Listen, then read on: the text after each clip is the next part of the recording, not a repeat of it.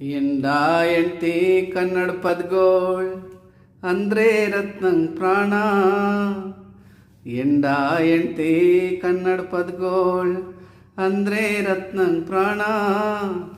ಬುಳ್ಳೆ ಎತ್ತಿ ಕುಡಿದ್ಬಿಟ್ಟ ಅಂದ್ರೆ, ಬುಳ್ಳೆ ಎತ್ತಿ ಕುಡಿದ್ಬಿಟ್ಟ ಅಂದ್ರೆ ತಕ್ಕೋ ಪದ್ಗಳ್ ಬಾಣ, ತಕ್ಕೋ ಪದ್ಗಳ್ ಬಾಣ.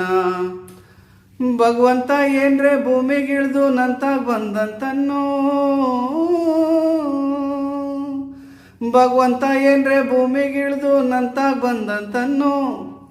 ಪರ್ಗಿ ರಿಕ್ಷೆ ಮಾಡ್ತಾನವನು, ಪರ್ಗಿ ರಿಕ್ಷೆ ಮಾಡ್ತಾನವನು. ಭಕ್ತರ ಮೇಲವನ್ ಕಣ್ಣು, ಭಕ್ತರ ಮೇಲವನ್ ಕಣ್ಣು.